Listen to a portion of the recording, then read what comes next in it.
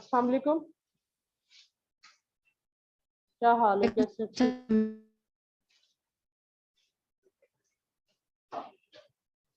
Last lecture आप लोग जानते हैं कि हमने हिस्ट्री ऑफ एजुकेशन में ग्रीक सिस्टम को डिस्कस किया था और एजुकेशन इन यूरोप। आज हम लोग डिस्कस करेंगे एजुकेशनल थिंकर, मुस्लिम थिंकर जी। मुस्लिम थिंकर जो है, मुस्लिम एजुकेशनिस्ट, मुस्लिम फिलोसफर का भी नाम आप इनको दे सकते हैं।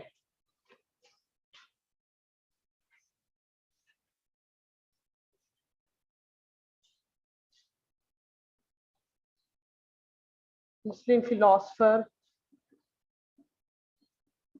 थिंकर्स, एजुकेशनिस्ट, ठीक है। इसमें हम सबसे पहले डिस्कस करेंगे इमाम गजाली को।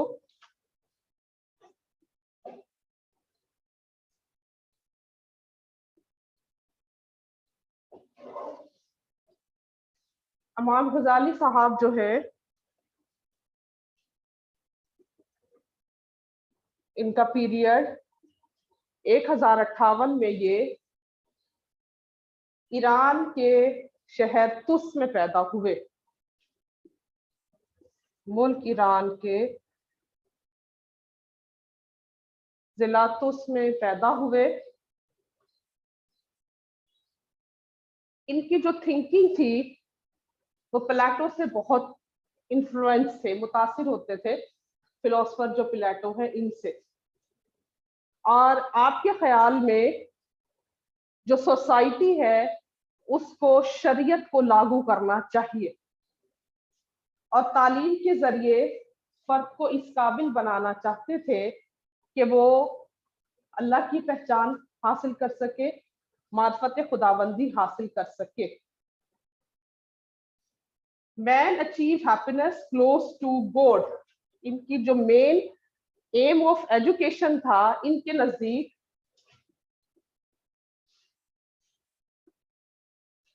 तालीम का मकसद जो है एक इंसान को इस काबिल बनाना है कि वो खुशी हासिल कर सके और वो अपने अल्लाह के करीब हो सके।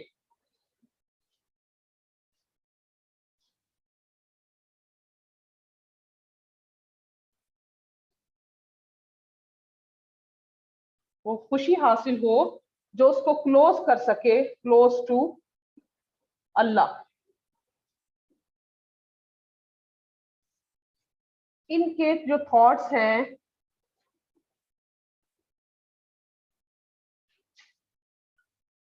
Epistemology. Epistemology mean nature of knowledge. Knowledge क्या है इनके नजदीक, नेचर ऑफ नॉलेज जो है वो क्या है। इमाम गजाली के नजदीक जो नेचर ऑफ नॉलेज है वो ये कहते हैं कि नॉलेज इन ह्यूमन सोल, इंसान की रूह में मौजूद है।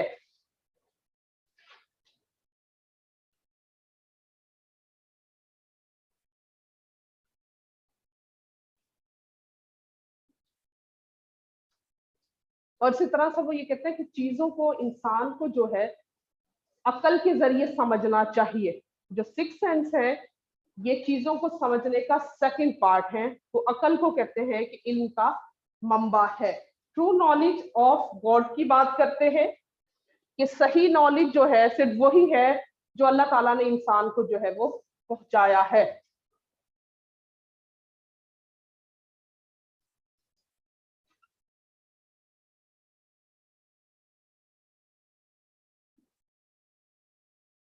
इनके नजदीक जो एक्सियोलॉजी है, एक्सियोलॉजी मीन क्या है? Axiology values. वैल्यूज जी। इनके नजदीक जो वैल्यूज है गुड अवॉइड बैड। जो चीज अच्छी है, जो चीज अल्लाह को पसंद है, जो अल्लाह के नजदीक बेहतर है, उसको ले ले और बुराई को छोड़ दे। Have good avoid bad. Ontology, जी, ऑन्टोलॉजी किस चीज को डील करती है? रियलिटी, हकीकत क्या है, ठीक है। Epistemology deal with knowledge, axiology deal with values and ontology deal with reality. हकीकत क्या है? मुस्लिम थिंकर है तो अल्लाह इज एब्सोल्यूट रियलिटी। इनके नजदीक जो एब्सोल्यूट रियलिटी है, हकीकत जो है, वो सिर्फ अल्लाह की जात है।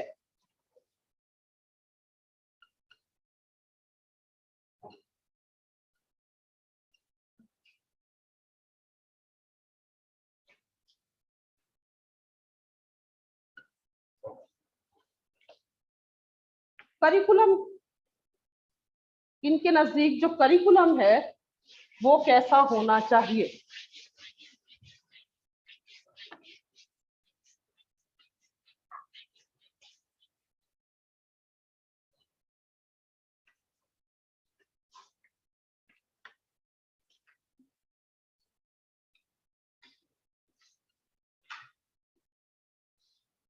थोड़ा सा और ऐड कर दूं, एम ऑफ नॉलेज के लिए कहते हैं कि training of mind, religious, moral and physical training of personality of the learner. जहनी नशोनुमा के साथ साथ रिलीजियस ट्रेनिंग भी होनी चाहिए स्टूडेंट की, मॉरल ट्रेनिंग भी होनी चाहिए, फिजिकली भी स्ट्रॉन्ग हो कि उसकी होल पर्सनालिटी जो है वो डेवलप हो जाए। करिकुलम के लिए दो किस्म की करिकुलम की बात करते हैं, prohibit and prescribed.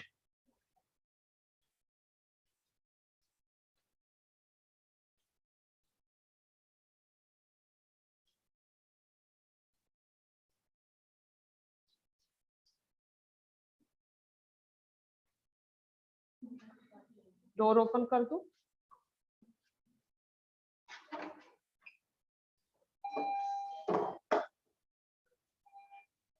Prohibited mean जिस चीज से मना फरमाया है, ठीक है। मजमूम, इल्म मजमूम उर्दू में बोलते हैं।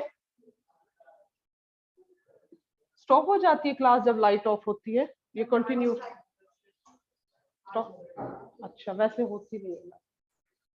और इल्म महमूद,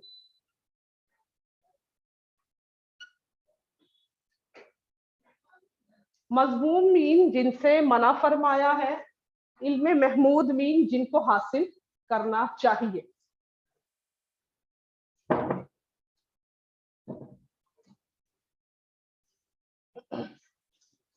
जी, जो ऑनलाइन स्टूडेंट मौजूद हैं, क्या वो मुझे सुन पा रहे हैं? जी मैम, जी मैम। ठीक है, ठीक हो गया। अच्छा, करिकुलम जो है, टू टाइप्स ऑफ करिकुलम की बात करते हैं इमाम गजाली। प्रोहिबिटेड इल्म मजमूम, जिनको हासिल करना जो है वो मना फरमाया है, इसमें जो है सितारों का इल्म है, ठीक है, ये जिसको मना फरमाया है। और जो ये जादू होता है, जादू टोना, इस इल्म के बारे में इमाम गजाली ने मना फरमाया है। और प्रिस्क्राइब जो है, इसको फिर आगे टू टाइप्स में डिवाइड किया है, फर्ज ऐन और फर्ज किफाया। इंग्लिश में लिख देती हूँ, ऑब्लिगेटरी और optional. Obligatory science, optional science. Obligatory mean जो सबको हासिल करना है, ठीक है, और ऑप्शनल मीन जो चंद लोग अगर हासिल कर ले तो सोसाइटी रन कर पाती है। ऑब्लिगेटरी में कुरान है, हदीस है, फिक्का है, ठीक है, ये इल्म हासिल करना है। जो ऑप्शनल साइंस है, अकॉर्डिंग टू विश, ठीक है, कोई डॉक्टर बनना चाहता है, कोई इंजीनियर बनना चाहता है, कोई ज़राअत का पेशा अपनाना चाहता है, तो वो ऑप्शनल जो है वो ले लेगा। जो ऑब्लिगेटरी है, स्टडी एवरीवन, जो कि सबको हासिल करना चाहिए, ठीक है। इसमें वो लिंग्विस्टिक और लिटरेचर की बात बहुत अहम करते हैं कि सबको लिंग्विस्टिक और लिटरेचर का इल्म हासिल करना चाहिए, कुरान का और हदीस का, तफसीर का इल्म जो है, रिलीजियस, बिल्कुल रिलीजियस।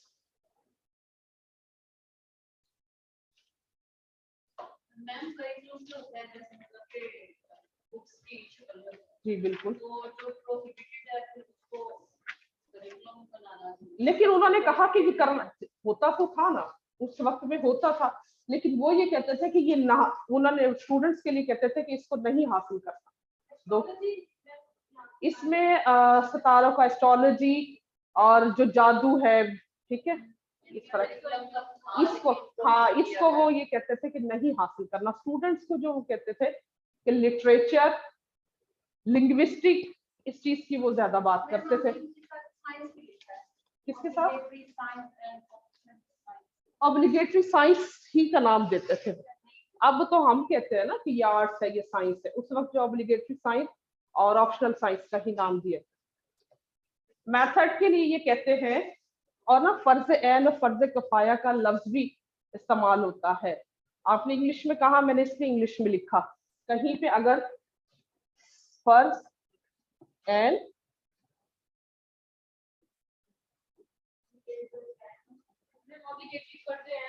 हाँ जी, और ऑप्शनल जो है वो फर्ज किफाया हो गया, ठीक है। जिस तरह से नमाज जनाजा जो है चंद लोग अदा कर दे तो वो हो जाता है। अच्छा जी, इसके बाद टीचिंग मेथड।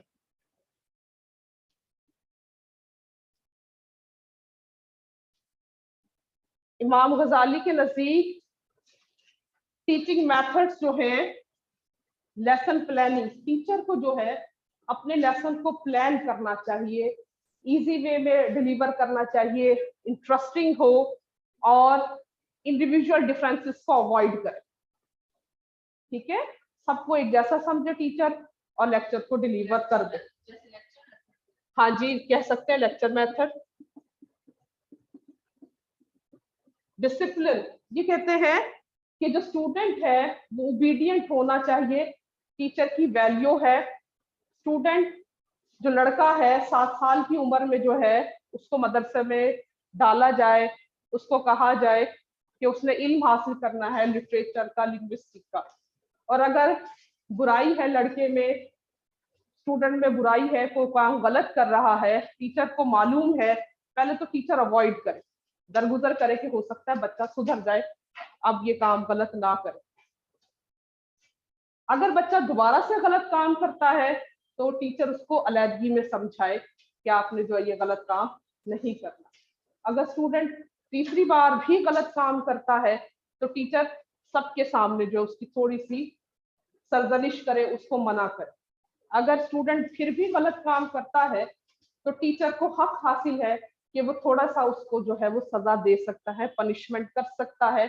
3 स्टिक का कॉन्सेप्ट दिया इन्होंने डिसिप्लिन के लिए कि अगर बच्चा फिर भी नहीं सुधरता तो 3 स्टिक टीचर जो है वो इस्तेमाल कर सकता है मारने के लिए।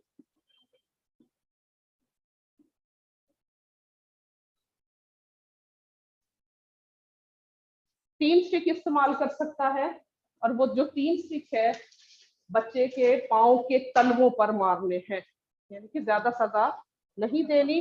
वालेकुम अस्सलाम। बच्चे के पाँव के तलवों पर 3 स्टिक की बात करते हैं। और अगर बच्चा अच्छा काम करता है तो उसको रिवॉर्ड भी देना है। तो पनिशमेंट एंड रिवॉर्ड दोनों का तस्वुर जो है वो इमाम गजाली ने दिया। Teacher deal with love, teacher जो है वो स्टूडेंट के साथ ज्यादा प्यार के साथ पेश आए और खवातीन की आला तालीम के खिलाफ थे। केमियाए सआदत, हयाए उलूम के नाम से आपने किताबें लिखी, और भी किताबें हैं लेकिन ज्यादा मशहूर जो है इनकी कीमियाए सआदत और हयाए उलूम है।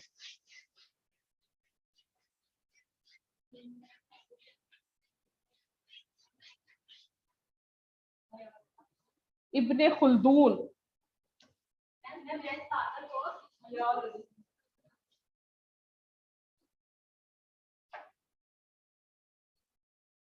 ठीक है, हयाए उलूम जी, कीमियाए सआदत ही बोलते हैं। हयाए उलूम को कुछ और नाम देते हैं, मेरे पास लिखा हुआ था, मैं आपको बता दूं, लिखा हुआ था इसका मेरे भी।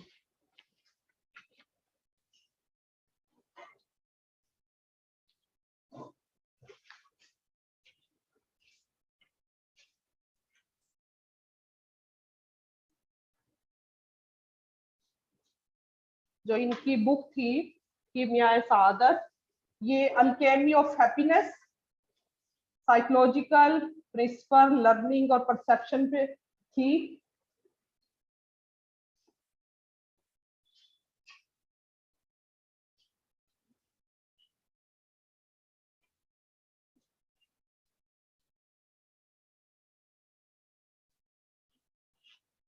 The alchemy of happiness, ठीक है। साइकोलॉजिकल प्रिंसिपल, लर्निंग परसेप्शन, कि किस तरह से स्टूडेंट लर्न कर सकता है, किस तरह से उसकी परसेप्शन है, इनके बारे में।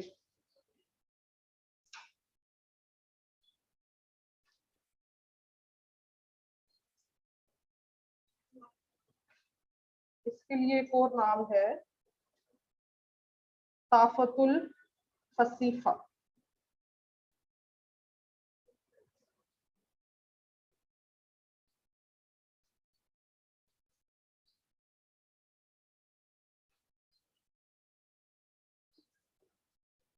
ये फिलॉसफी पर मबनी थी बुक, फिलॉसफी पर बेस करती थी। हाँ जी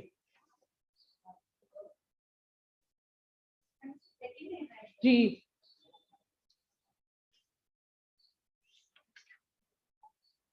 इब्ने खुल्दून,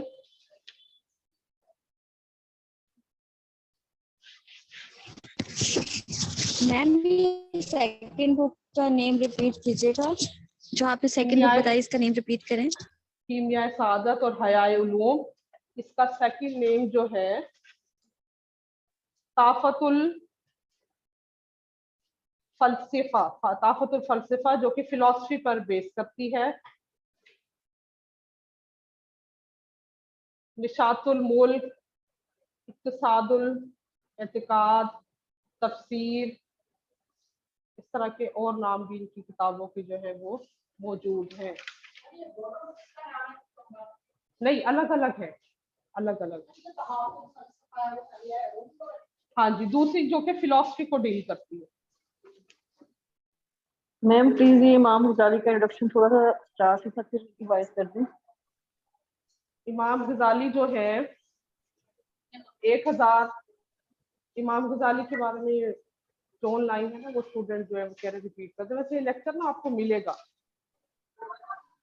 चलो ठीक है मैम, थैंक यू। ठीक है ना, आप उसमें देख लीजिएगा। मैम अच्छा, अपने अब हैंड रिटन नोट सेंड कर दीजिएगा प्लीज। ठीक है, मैं वो कर दूँ। इब्ने खुल्दून, इनका पीरियड जो है 1332 में, ये कायरा के शहर ट्यूनिस में पैदा हुए थे।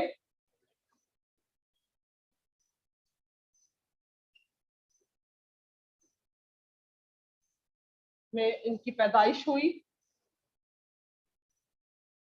ये भी तालीम का मकसद जो है मार्फत का उसूल, कायनात को पहचाना, फर्द को कायनात के बारे में अवेयर करना, आगाह करना। एपिस्टेमोलॉजी के लिए ये कहते हैं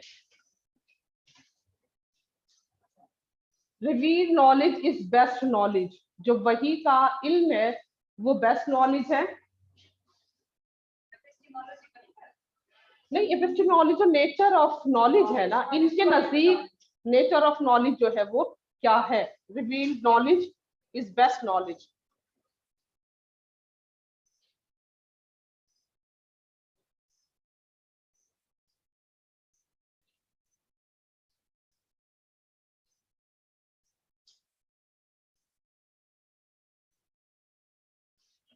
एक और ये कहते हैं कि थिंकिंग, इंसान को सोचना चाहिए, कायनात में जो है वो घूमना फिरना चाहिए, चीजों को खुद ऑब्जर्व करना चाहिए। थिंकिंग प्रोसेस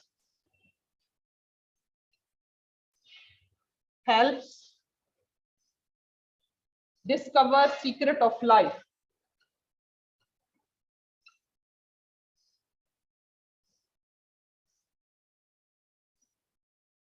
कहते हैं इंसान जो है वो कायनात में घूमे फिरे, उसकी हकीकत को जाने, खुद डिस्कवर करे, तो जो थिंकिंग प्रोसेस है उसकी नॉलेज को ज्यादा बेहतर बनाता है।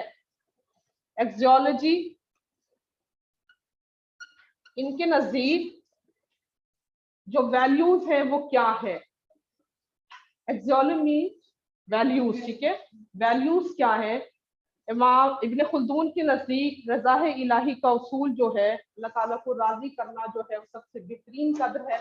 इसके अलावा ये बात करते हैं कि अदल हो मुआशरे में, मुआशरे की खूबसूरती, मुआशरे की कद्र उसी वक्त कायम रह सकती है जब मुआशरे में अदल कायम होगा।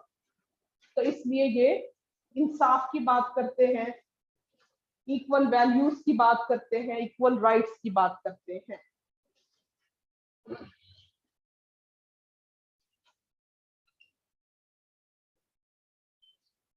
इक्वल राइट्स, अदल की बात करते हैं। ऑन्टोलॉजी, ऑन्टोलॉजी के लिए अल्लाह इज एब्सोल्यूट रियलिटी, रियलिटी होता है ना, ऑन्टोलॉजी रियलिटी है। तो इब्न खुल्दून के नजदीक अल्लाह इज एब्सोल्यूट रियलिटी।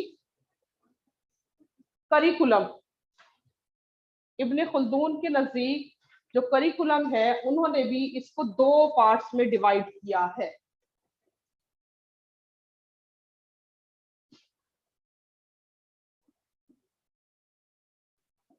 करिकुलम जो है 2 पार्ट्स में किया है, एक है रैशनल साइंस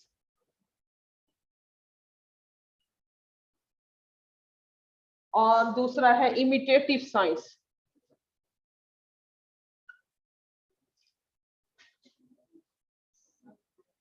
रैशनल साइंस को ये अक्ली उलूम का नाम भी देते हैं, और हाँ जी, उलूम अक्लिया रैशनल साइंस और इमिटेटिव साइंस उलूम नकलिया।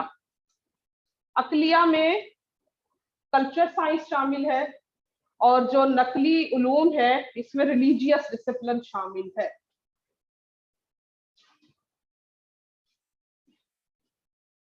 अक्ली,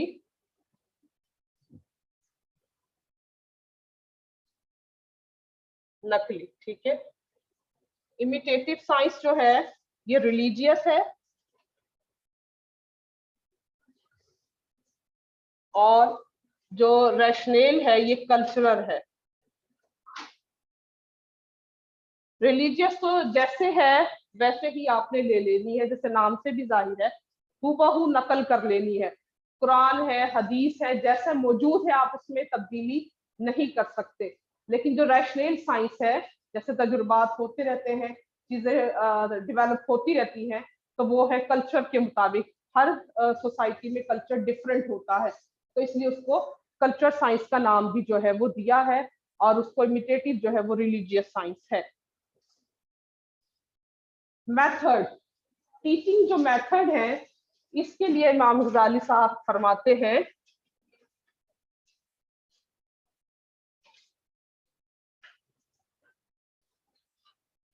कहते हैं बच्चे को उसकी मदर टंग में एजुकेशन प्रोवाइड की जाए।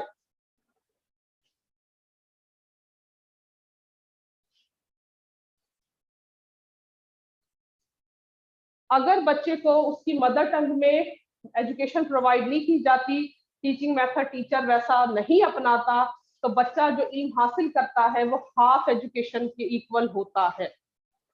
अगर उसकी मादरी जबान में तालीम उसको मुहैया नहीं की जाती, तो जो वो एजुकेशन हासिल करता है वो हाफ एजुकेशन की इक्वल होती है। डिस्कशन मेथड की फेवर करते हैं, लेक्चर मेथड के खिलाफ है। इमाम गजाली लेक्चर मेथड की फेवर करते थे, लेकिन इब्ने खुल्दून लेक्चर मेथड के अगेंस्ट हैं। Never favour lecture method.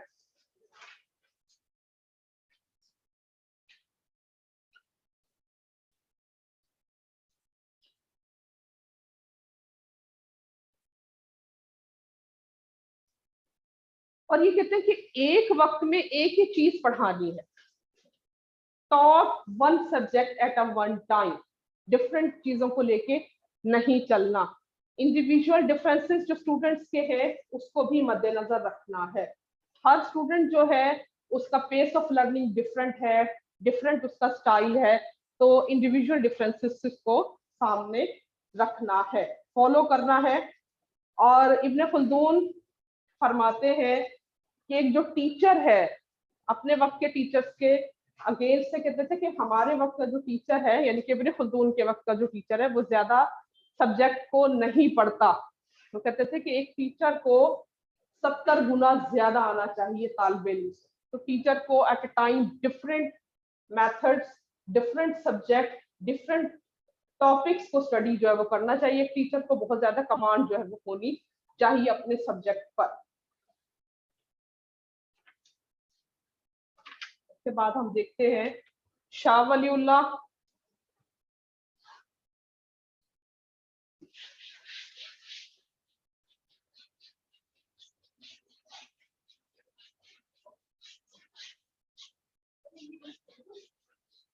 इनकी मुकदमा नाम की जो किताब थी ना वो बहुत ज्यादा मशहूर थी। मुकदमा, मुकदमा उसकी काफी जिल्दें हैं। सोशियोलॉजी पे भी इन्होंने बहुत काम किया। मुकदमा ही है, हाँ जी मुकदमा ही है। किस चीज से रिलेटेड है ये? सोशियोलॉजी, अदल, सोसाइटी को बेहतर बनाना, किस तरह से मुआशरा कायम रह सकता है, खुशहाली किस तरह से आ सकती है।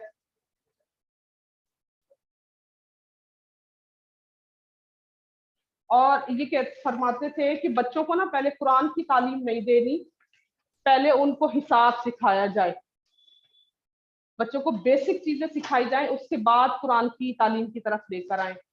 जब हम बच्चों को हिसाब सिखा देते हैं तो वो चीजों को समझ पाते हैं और उसके बाद उनको कुरान को समझना, हदीस को समझना आसान हो जाता है। जज रहे थे ये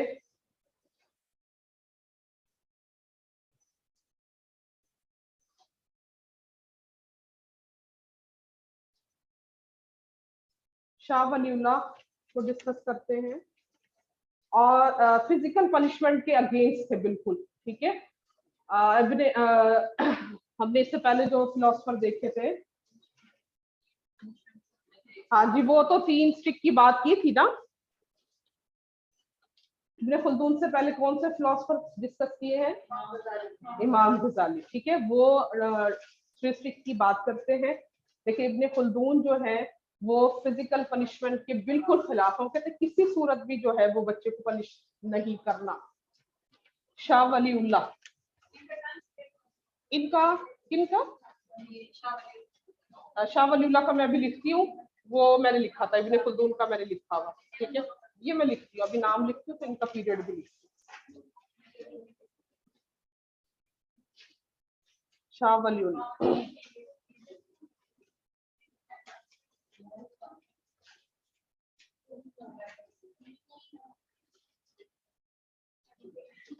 सत्रह 1703 से लेकर 1763।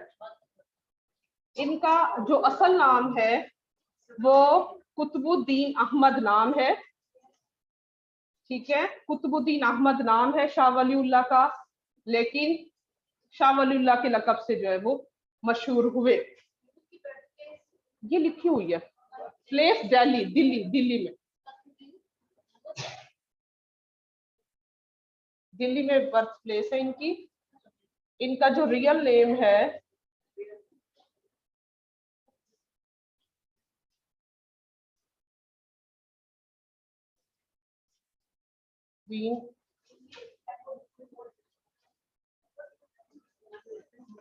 रियल नेम जो था कुतुबुद्दीन अहमद है। 4 year before the death of Aurangzeb, Mughal के दौर में ये पैदा हुए थे, जो मुगलों का दौर था। औरंगजेब की वफात से 4 साल पहले पैदा हुए थे। और आपकी फैमिली का जो शजरा नस्ब है वो उमर फारूक से मिलता, हजरत उमर फारूक से 4 साल पहले। A family of Umar Farooq, हजरत उमर फारूक से है, मुजद्दिद ऑफ हिज एज, अपने दौर के मुजद्दिद कहलाए।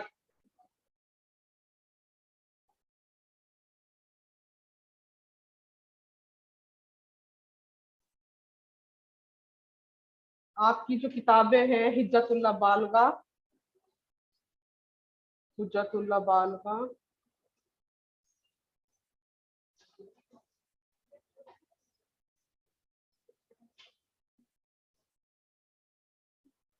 और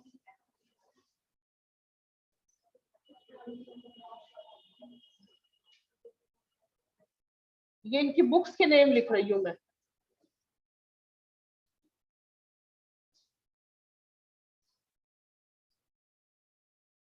हुज्जतुल्लाह बालगा ये किताब के नेम है इनके। अल मदूदुल बज़दीगा। हाँ जी मुश्किल है थोड़े से, मुझे भी पढ़ने में मुश्किल हुई है। हाँ बज़दीगा, शायद आप सही कह रही हैं। इनके नजदीक एम्स ऑफ एजुकेशन जो है, aware student about God and man, students को अवेयरनेस देनी है कायनात के बारे में, खुदा के बारे में, कि अल्लाह ताला ने इस कायनात को क्यों बनाया, इस कायनात के बनाने का मकसद क्या है, और जो इंसान है वो सोसाइटी में अल्लाह ताला का नाइब है, खलीफा है, और इंसान ने वो काम करना है जिसमें अल्लाह की रजा शामिल हो। ये स्टूडेंट को अवेयरनेस देनी है। तालीम का मकसद जो है वो स्टूडेंट्स को अवेयर करना है, आगाही पहुंचाना है, और स्टूडेंट को इस काबिल बनाना है कि वो यूनिवर्स को, कायनात को जो है वो तफख्खुर कर सके, मुफख्खिर कर सके, उसको जान सके, उसमें छुपे हुए राजों को देख सके।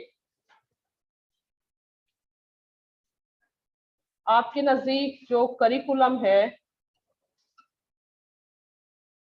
कुरान, हदीस, फिक्का, grammar rules, use of dictionaries, dictionary की बहुत हिमायत करते हैं कि एक टीचर को अपने साथ डिक्शनरी हमेशा रखनी चाहिए, जो चीज टीचर को समझ नहीं आती वो डिक्शनरी में से जो है वो जरूर देखे। इमाम मालिक की मुफाता, इमाम मालिक यानी कि इमाम मालिक की किताब को कहते हैं कि करिकुलम में शामिल करना चाहिए। कुरान भी ट्रांसलेशन, कुरान को तफसीर के साथ जो है वो पढ़ना चाहिए, ट्रांसलेशन के साथ तर्जुमा और तफसीर जो है वो करते हैं करिकुलम में शामिल।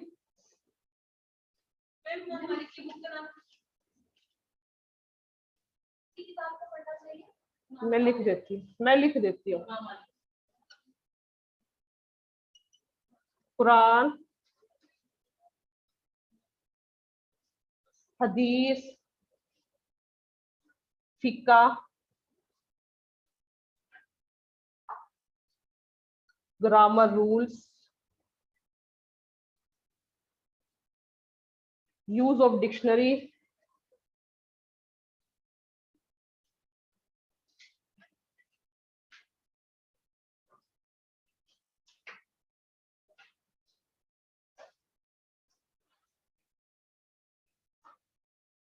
मुवाता, इमाम मालिक।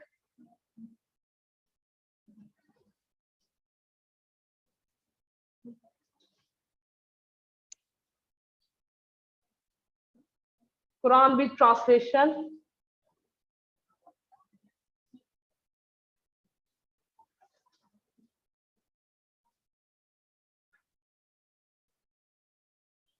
और तफसीर।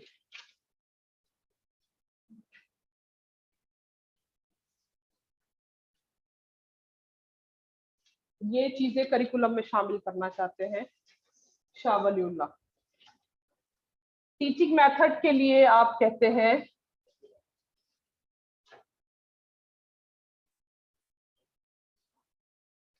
First student read then Shah Waliullah teach. वो कहते हैं कि जब वो पढ़ाते थे ना तो स्टूडेंट को खड़ा करते थे कि आप पढ़ो, उसके बाद वो एक्सप्लेन करते थे चीजों को।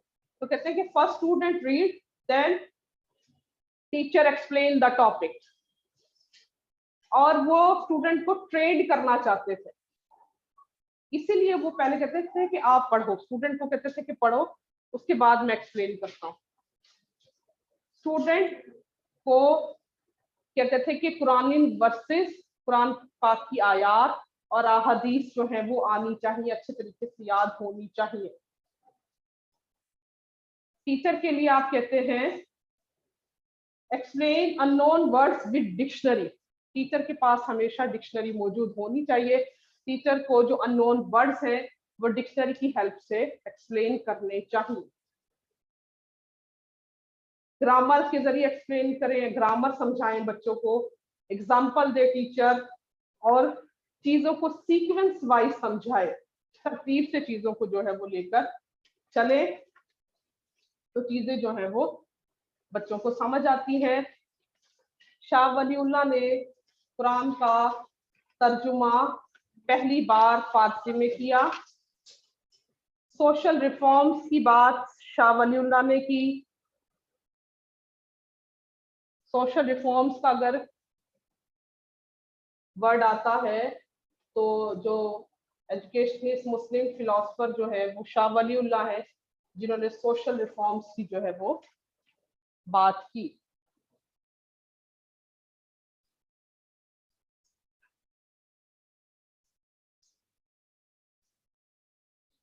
इनकी किताबें जो है इज्जतुल्लाह बालगा मैंने लिखी है, फतह अल रहमान है इनकी किताब, फौजुल कबीर, अफ्ताउल कुद्दूस, तफहीमुल इलाही मुकद्दस, और आपके वालिद का नाम जो है वो शाह अब्दुल रहीम था। पहली फर्स्ट पर्शियन में जो है तर्जुमा किया था कुरान पाक का। अब्दुल रहीम, शाह अब्दुल रहीम।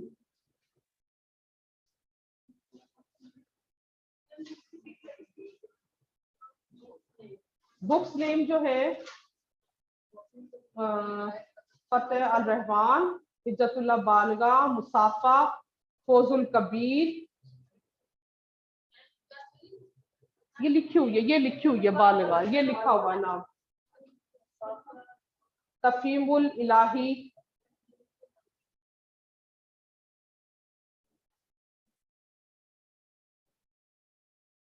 ब्यूटीफुल सिटीजन बनाना चाहते थे स्टूडेंट को जो है, क्रिएटिव एबिलिटीज की बात करते हैं, और सोशल रिफॉर्म की बात मैंने आपको पहले बताई। एक इम्पॉर्टेंट पॉइंट है इनका, सोशल रिफॉर्म्स की बात जो है वो शाह वलीउल्लाह ने की।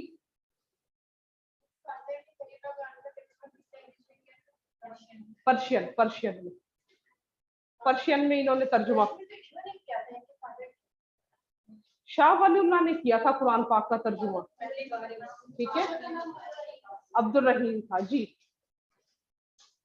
अब हम डिस्कस करते हैं सर सैयद अहमद खान।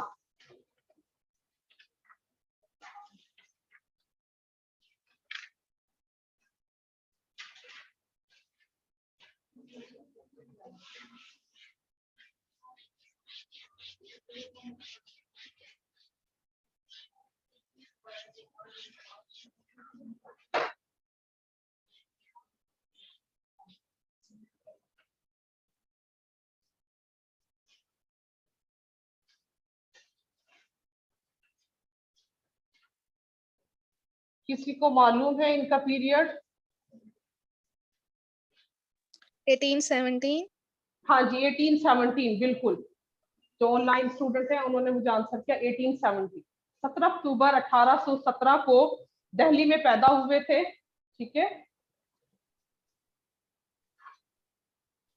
1817। और डेट ऑफ डेथ क्या है इनकी? हाँ जी ऑनलाइन जो स्टूडेंट है कोई बताएगा?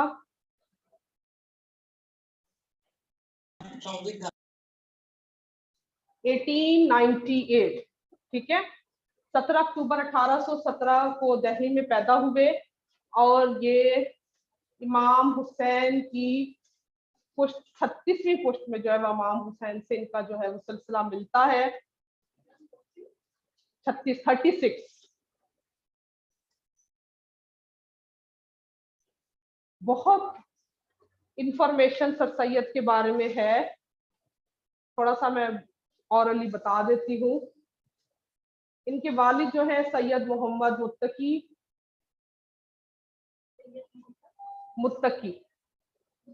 हाँ जी। इब्तदाई तालीम में इन्होंने कुरान पाक, अरबी, फारसी, तिब का इल्म और रियाजी का इल्म हासिल किया, और अपने वक्त के बहुत जुबा अदीब लोग थे, मिर्जा गालिब का नाम लिखा हुआ मेरे पास, उनकी सोहबत में रहे। तीरंदाजी, घोड़सवारी, फनून हर्ब सीखा। 1838 में आपकी वालदा की वफात हुई और आपने इंग्लिश जो गवर्नमेंट थी, ब्रिटिश जो गवर्नमेंट थी उस वक्त, वहां पे सरकारी मुलाजमत जो है हासिल की। 1846 में भाई की वफात हुई। आपको जो है रिसर्च से ज्यादा लगाव था, रिसर्च करना चाहते थे, तो आपने 1847 में अपने भाई की वफात के 1 साल के बाद असारे सनादीद के नाम से किताब लिखी। उस बुक में दिल्ली के असारे कदीमा के बारे में डिस्कस किया हुआ था। सनादीद, असारे सनादीद लिखती हूँ अभी।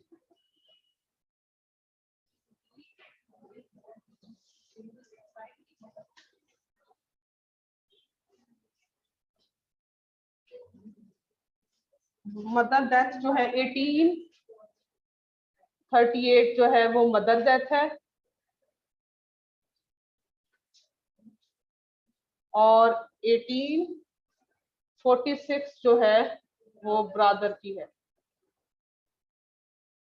अपने ब्रादर की डेथ के 1847 में आपने असारे सनादीद जो है वो किताब लिखी थी।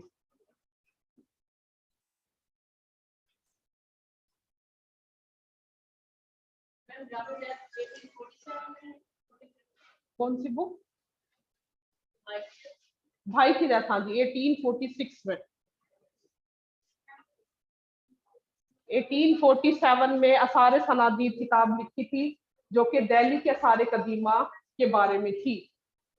आप लोग जानते हैं कि 1857 जो थी वो जंग आजादी हुई, ठीक है। जो जंग आजादी थी उसमें आपने थोड़ा अंग्रेजों का भी साथ दिया था, तो इसलिए बाज जो मुस्लिम थिंकर्स थे उस वक्त के, आपको मुसलमानों के खिलाफ तस्वुर करते थे। बिल्कुल जी, बिल्कुल मारे जाए, बिल्कुल बिल्कुल। तो फिर कुछ ना जो इंग्लिश की वुमेन्स थी, औरतें थी, उनको आपने बचाया भी था, अपने घर में पनाह भी दी थी, और आपने उस वक्त जो सरकारी नौकरी में भी थे, तो कुछ जो है आपके खिलाफ थे। बिल्कुल। 18वीं सदी जो है वो आप जानते हैं कि मुसलमानों का जवाल का दौर था। फिर 1858 में मारकतुल्ला आरा तसनीफ, जो कि असबाबे बगावत हिंद, 1858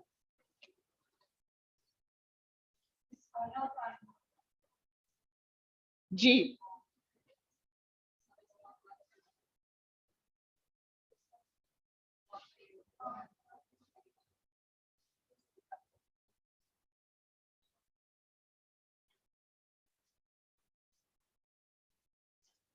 मैम बुक का नेम रिपीट कर दे मैम। ये लिख दिया मैंने, मारकतुल्ला आरा तसनीफ थी, इसमें असबाब।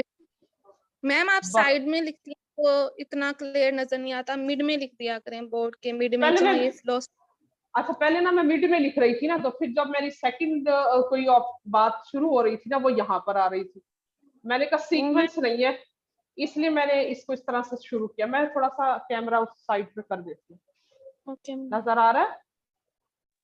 यस मैम, अब नजर आ रहा है जी। वो मैंने इसलिए कि ना इसमें बहुत ज्यादा डेट्स है सर सैयद की, तो वो सीक्वेंस रहेगा, इसलिए मैंने साइड से लिखना स्टार्ट किया। देखिए मैं तरतीब से चल रही हूँ, ठीक है ना, आपने भी अपने माइंड को इधर उधर नहीं करना। हमने डेट्स जो है वो देख रहे हैं हम। 1858 में आपने मारखतुल्लाह आरा तस्नीम अस्बा बगावत हिंद जो है वो लिखी। उसके बाद आपने रॉयल मोहम्मद ऑफ इंडिया, इसी में है 1858 में royal Mohammad of India.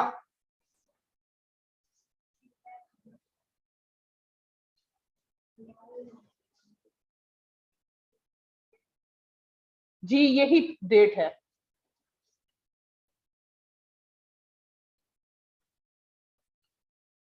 Royal Mohammad of India लिखा आपने। इसमें क्या था, मुस्लिम जो अफराद थे उनकी वफादारी के कारनामे थे।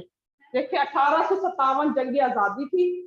अब जो अंग्रेज थे वो बहुत ज्यादा खिलाफ थे मुसलमानों के, ठीक है। वो कहते थे हिंदू तो आपको पता है कि वो तो मतलब है अपनी चाल को तब्दील कर लेते हैं, लेकिन ये कहते थे कि ना हिंदू शामिल हिंदू भी थे जब 1857 की थी कब्जा किया। बिल्कुल, और अंग्रेज जो थे ना वो ये कहते थे सारा किया धरा जो वो मुसलमानों का।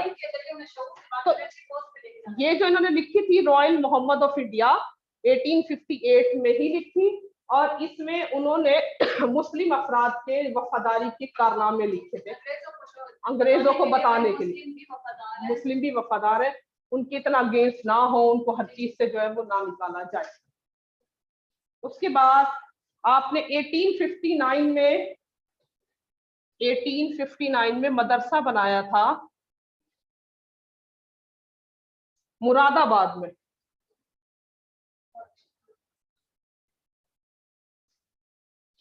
ठीक है। उसके बाद 1863 में गाजीपुर में, हाँ जी।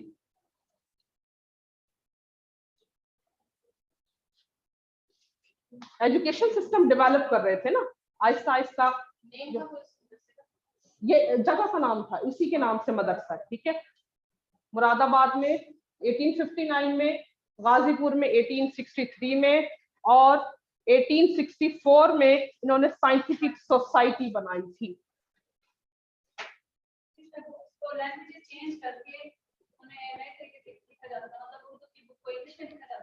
जी बिल्कुल, ताकि समझ आ सके ना। साइंटिफिक सोसाइटी बनाई थी जिसमें किताबों को तर्जुमा किया जाता था, ठीक है।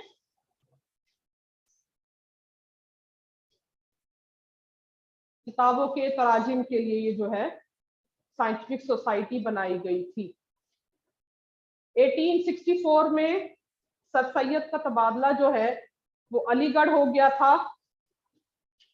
1864 में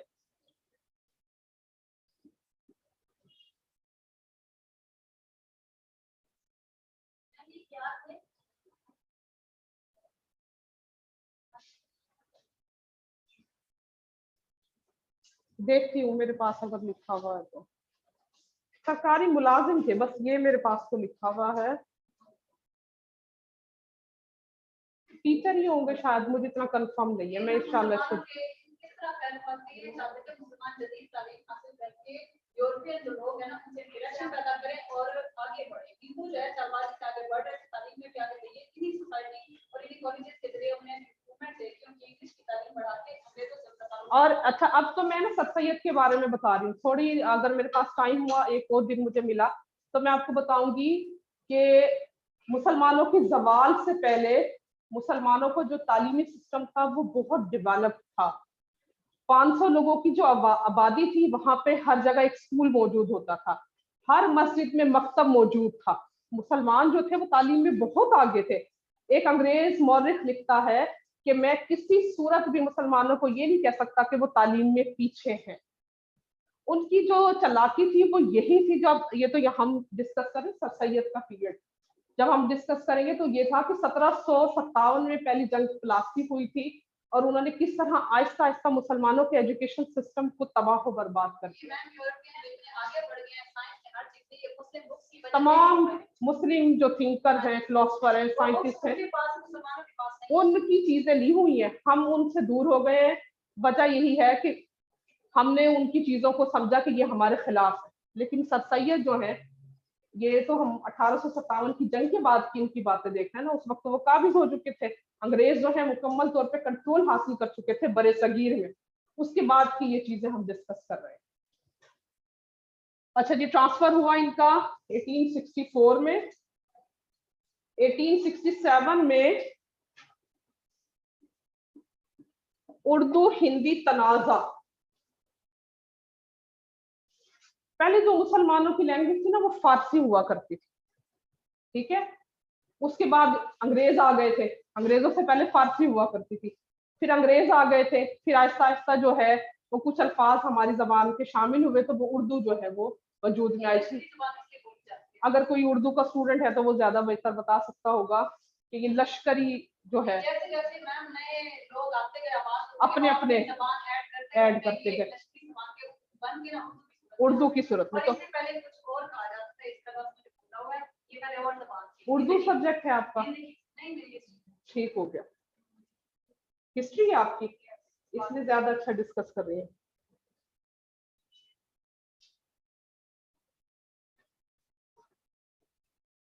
उर्दू हिंदी जो तनाजा है वो 1867 में हुआ। मार्कतुल्ला आरा 1867 में ही आपने ना एक गजट का इजरा किया था, जिसमें अंग्रेजी हुकूमत को हिंदुस्तान के मसाइल से रूशनास कराना था। 1869 से लेकर 70 जो था वो आपका यूरोप का सफर था।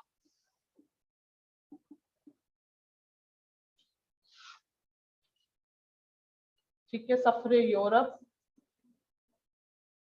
और जो आपने यूरोप का सफर किया था ना वो भी आप अपने बेटे के साथ गए थे, ठीक है, आपका बेटे को जो है वो अंग्रेजों ने वहां पे पढ़ने के लिए भेजा था। तो सर सैयद अहमद खान जो है वो अपने बेटे के साथ वहां पर गए थे, 3-4 साल वहां पे रहे थे, वो सीख कर आए थे ताकि अपने जो मुस्लिम उनके स्कूल्स हैं वहां पे इम्प्लीमेंट कर सके। अच्छा, आपके बेटे का जो नाम था वो सैयद महमूद था। कैम्ब्रिज यूनिवर्सिटी में पढ़ने के लिए गए थे, अपने बेटे के हमरा गए और 17 माह कयाम किया था। उनके बेटे थे सैयद महमूद, उनके साथ गए थे ताकि वहां के एजुकेशन सिस्टम मेथड्स को देख सकें और अपने जो स्कूल्स हैं वहां पे उसको इम्प्लीमेंट करें, ताकि हमारा जो स्टूडेंट है वो भी उनसे जो है वो सीखे, उसकी लर्निंग भी हो। बिल्कुल 17 माह रहे थे और 52 साल की उम्र में भी इंग्लिस्तान के दौरे पर गए थे और वहां से वापसी पर तहजीबुल इखलाक का रिसाला जो है वो लिखा था सर सैयद अहमद खान ने। तहजीब इखलाक, इंग्लैंड से वापसी पर, और उस वक्त आपकी एज 52 ईयर्स थी। तहजीबुल इखलाक, उसके बाद तहजीब इखलाक 52 ईयर एज थी आपकी। उसके बाद सॉरी रिपीट कीजिएगा क्वेश्चन मैम। ये 52 साल की उम्र में किस कहाँ का बताया आपने, कहाँ दौरे पर गए थे? इंग्लिस्तान गए थे, इंग्लिस्तान। थैंक हाँ यू। जी, वहाँ के एजुकेशन सिस्टम को जो है वो देखने के लिए, समझने के लिए, ताकि अपने जब बरसगीर आए तो वहाँ की चीजों को जो है वो इम्प्लीमेंट करें। 1870 में आपने एक कमेटी खासगार तरक्की तालीम मुसलमानान के नाम से जो है वो एक आपने रिसाला लिखा था, कमेटी बनाई थी 1870 में।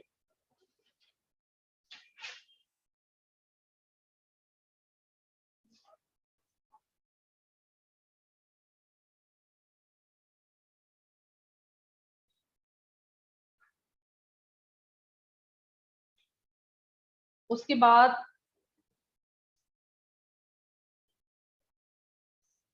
1872 में आपने एक इनामी मुकाबला करवाया था, ऐसे लिखवाए थे आपने कि मुसलमानों के जवाल के असबाब पे ऐसे लिखवाए थे कि क्या वजह है कि मुसलमान जो हैं वो जवाल का सबब हुए, क्या रीजंस थी। एक इनामी मुकाबला करवाया गया था।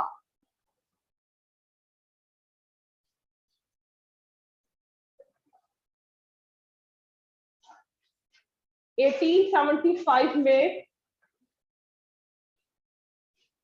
मदरसा अलीगढ़ कायम किया था। MAO के नाम से मदरसा बना था अलीगढ़ में, मोहम्मदन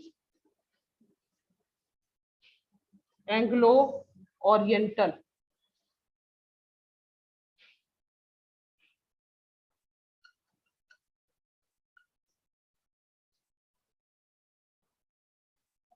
एंग्लो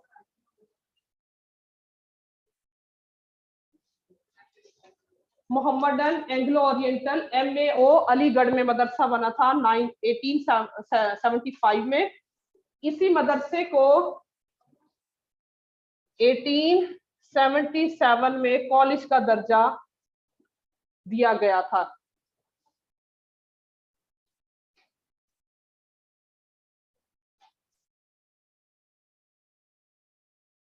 और इसका कॉलेज का जो इफ्तिताह था वो लॉर्ड लटन वाइसराय हिंद ने इसका संगे बुनियाद रखा था। संगे बुनियाद रखा था वाइसराय लॉर्ड लटन ने।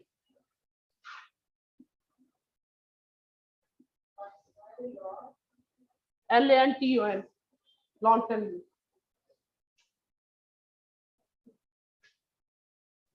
1886 में मोहम्मदन एजुकेशनल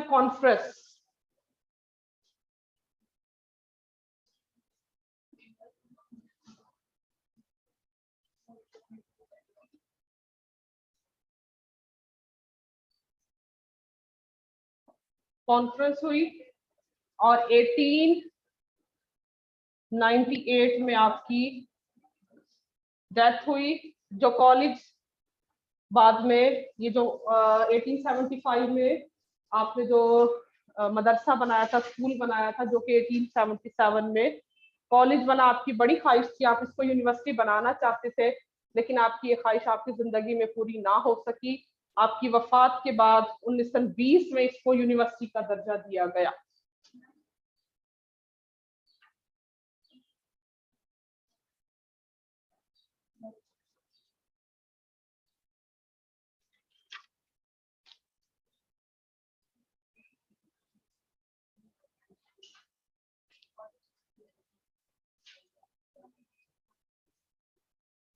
मैम ये 1920 में या 1922 में यूनिवर्सिटी बना था कॉलेज? मेरे पास डेट 20 लिखी हुई है। कुछ ना डेट्स में डिफरेंस भी होता है। साइंटिफिक सोसाइटी की डेट कुछ बुक्स में 63 भी लिखी हुई है। आपके पास किसी बुक में आपने 1922 देखा है? मैम इल्मी की बुक में मैंने पढ़ा था। अच्छा, मेरे पास जहां से मैंने स्टडी किया है 1920 लिखा हुआ है, तो थोड़ा सा फर्क आ जाता है। अच्छा जी, तालीमी नजरियात जो है ये कहते थे कि इंसान और जानवर में फर्क जो है वो इल्म ही के जरिए होता है। तालीम से हमारी मुराद मवाफिक उर्फ लिखना और जात मकासद जो है वो जाती तरबियत है। बहुत काम किया सर सैयद ने ना, तालीम के लिए बहुत काम किया। यहाँ पे जो मैं बयान कर रही हूँ बहुत छोटा बिल्कुल बिल्कुल। 2 कौमी नजरिया भी सबसे पहले इन्होंने ही दिया था। बिल्कुल, हम जो है अल्लामा इकबाल का नाम तो लेते ही हैं, लेकिन सबसे पहले जो लफ्ज इस्तेमाल किया था कि बरसगीर में 2 कौमें आबाद हैं, तो वो सर सैयद ने ही किया। इसके बाद मैं देख लेती हूँ अल्लामा इकबाल। नाम तो मेरे पास बहुत है, नोट्स भी बहुत पॉइंट्स लिखे हुए हैं, लेकिन जाहिर है जो थोड़े से प्रोमिनेंट है हम उनको देखेंगे। लेकिन अगर आपके जहन में किसी मुस्लिम थिंकर के बारे में क्वेश्चन हो, नाम हो, तो वो डिस्कस हम यहाँ कर सकते हैं। ठीक है। मैम अफलातून के मुतालिक भी करेंगे हम? अफलातून का मैं कर चुकी हूँ अपने प्रीवियस लेक्चर में, आपने लिया था लेक्चर। नहीं, पिछला मेरा कुछ मिस हुआ सुकरात, था। सुकरात, प्लेटो, ये डिस्कस कर चुके हैं ना। प्लेटो को अफलातून ही कहते हैं ना, प्रीवियस लेक्चर में वो डिस्कस कर चुके हैं। और कोई पूछे आप, वो लेक्चर ना ग्रुप में मौजूद भी है, नोट्स भी हैं, वो वहां से आप देख लीजिएगा। जी जी जी, हाँ जी। और कोई क्वेश्चन? मैम सैयद मौदूदी का भी थोड़ा सा एक्सप्लेन कर दें, क्योंकि उनका भी काफी बुक्स में जिक्र आ रहा है। अच्छा चले, मैं सैयद मौदूदी का भी जिक्र करती हूँ। अभी अलामा इकबाल के बारे में देख रहे थे, सैयद मौदूदी का भी मेरे पास नोट है, ठीक है। टाइम हो गया है, चले इंशाल्लाह मैं मैडम से टाइम लेकर ना मैं फिर क्लास में पूछती हूँ मैडम से। मैं अलामा इकबाल का भी जिस तरह से मैंने ना ये सर सैयद का डिस्कस किया है ना, जाहिर है आप भी की भी जो शख्सियत है वो किसी तारीफ की मोहताज नहीं है, ठीक है। तो अलामा इकबाल का भी जो है वो बहुत डाटा मौजूद है।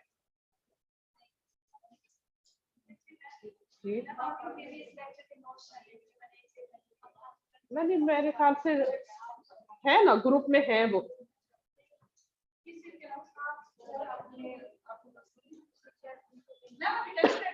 अच्छा ठीक है, मैं अलामा इकबाल पढ़ा लूँ।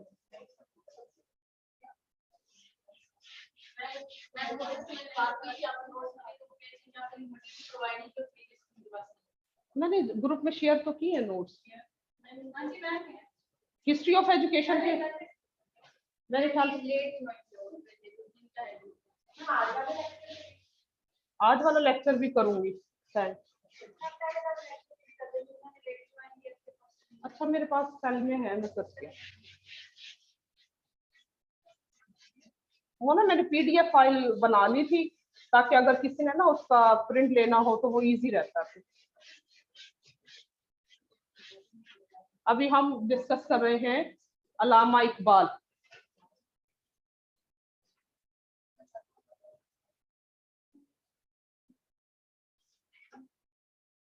हाँ जी, बताएंगे डेट पीरियड अलामा इकबाल।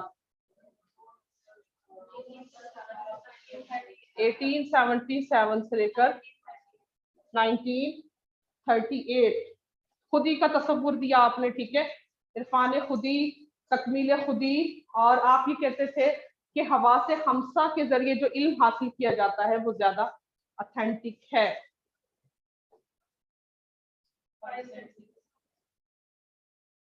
सियालकोट में 9 नवंबर 1877 को पैदा हुए।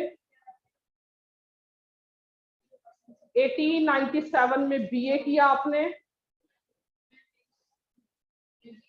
1897 लिख दूं, बीए जो आपने किया 1897 में। इब्तदाई तालीम तो आपको पता है ना, सियालकोट से हासिल की थी, ठीक है।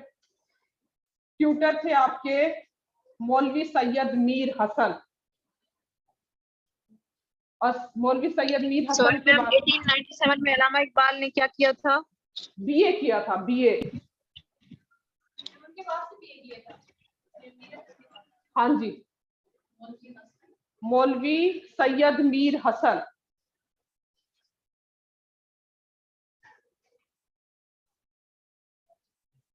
और आपने एमए फिलॉसफी में किया था 1899 में लाहौर कॉलेज से, गवर्नमेंट कॉलेज ऑफ लाहौर से।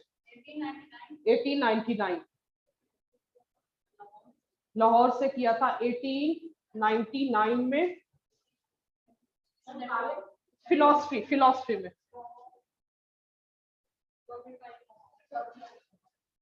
MA philosophy government college Lahore से। गवर्नमेंट कॉलेज यूनिवर्सिटी में, हाँ लाहौर से किया था 1899 में। डेमोक्रेसी 1901 में एक रिसाला था, इसमें ना आप शुरू में ना नज़्में लिखा करते थे 1901 में। पीएचडी आपने की थी मंच यूनिवर्सिटी जर्मनी से।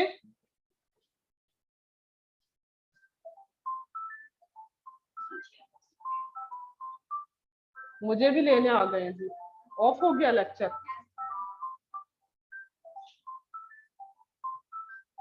यूनिवर्सिटी जर्मनी से।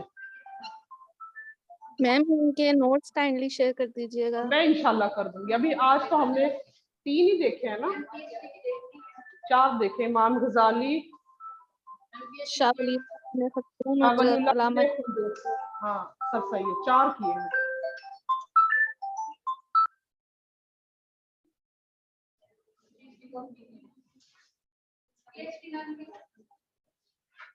पीएचडी की थी मंच यूनिवर्सिटी जर्मनी से।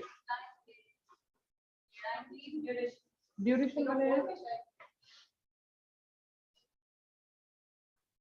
1905 लिखी हुई है, फिर भी आप कंफर्म करना इसको ना, मैं भी इसको कंफर्म करूंगी, ठीक है।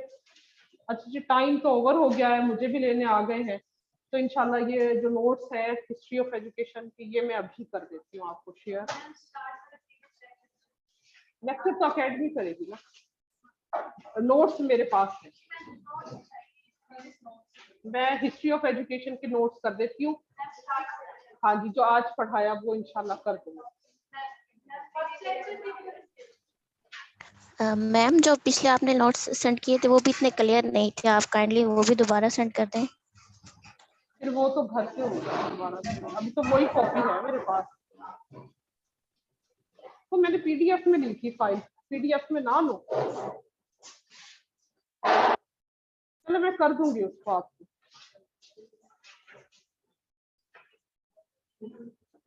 ओके जी, अल्लाह हाफिज।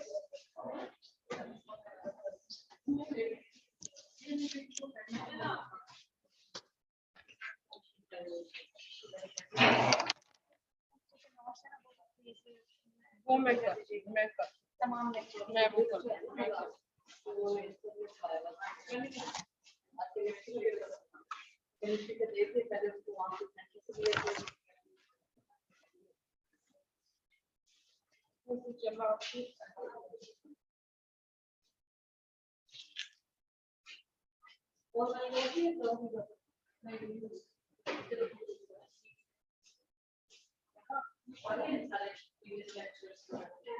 previous lectures